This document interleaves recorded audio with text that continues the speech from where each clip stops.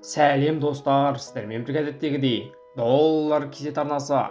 Бүгін мен сіздерге Курт Дегерман көше кезген миллионер жайлы айтатын боламын. Курт Дегерманның таңғажайып оқиғасы. Курт Дегерман өмір бойы бос банка және бөтелке өткізумен шұғылданған. Дегенмен өзі өмірден өткен соң артынан бірнеше миллион долларлық мұра қалдырған. Дегерманның таңғажайып оқиғасын назарларыңызға ұсынамыз. Курт Дегерман және оның табыс көзі. Көше кезген Курт Дегерманның табысқа жету себебі биржада сауда жасау. Көптеген инвесторлар нөлден бастап үлкен пайдаға кенелген. Алайда Дегерманның жағдайы мүлде бөлек.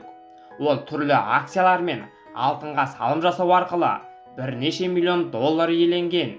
Бұған қарамастан ол үйсіз қаңғыбас ретінде өмір сүрген. Алайда оның табысы жайлы ақпарат тек өмірден өткен соң ғана белгілі болды.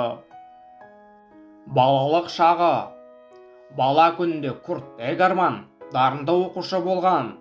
Сыныбының үздігі саналған. Көбісі оны үлкен жетістікке жетеді деп топшылағанымен, бұлай болмады. Жасөспірім кезінде психикалық мәселелер оны арманның орындалуына кедергі болды. Нәтижесінде оқуды тастап, қоғамнан алшақтады. Дегерман 40 жыл өмірін Шведтің Шелефе-Тео қаласында көшелерде өткізді. Бос бөтелке мен сыра банкаларын жинап, күн көріске ақша тапты. Сырт көзге өзге қаңғыбастармен бірдей болып көрінгенімен, Курт оладан ерекшеленді. Тапқан табысынан ішімдік пен өзге де пайдасыз дүниеге құртпады. Тіпті жақындары мен туыстары да оның биржада сауда жасап, құнды қағаздарға инвестиция жасағанын білмеген. Дегерман және кітапхана. Қаржы саласынан Курт Дегерманның білетіні көп еді. Оның капиталы күннен күнге өсіп отырған. Қай кезде акция сатып алып, қай уақытта бағасы түсетініне дейін білген. Қаладағы бос бөтелкелерді жинап болған соң, Курт қалған уақытын тегін муниципиалды кітапханаларда өткізген.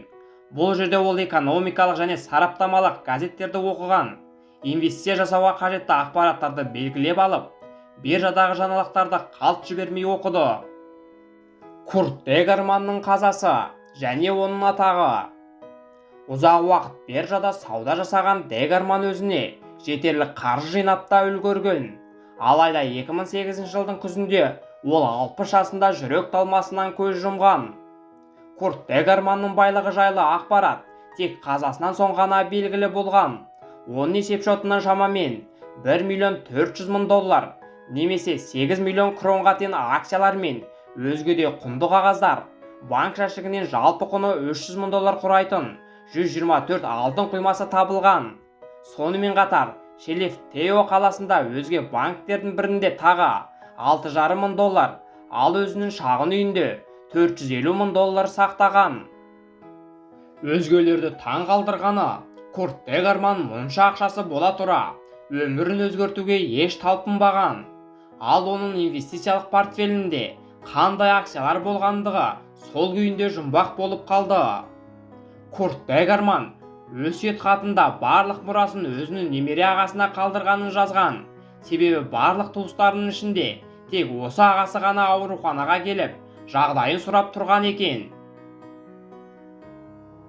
Достар, осымен видеомыз өз мәресіне жетті. Сіздерге пайдалы ақпаратты бере алдым деп ойлаймын. Менің арнамнан басқа да пайдалы ақпараттарды көре аласыздар. Сіздермен бірге болған доллар кезет арнасы. Видео ұнаса, сіздерге пайдалы болса, арнаға тіркеліп, лайк басып мені қолдап қойыңыздар. Әр қазақ бай қуатты болсын. Келесі кездескенше.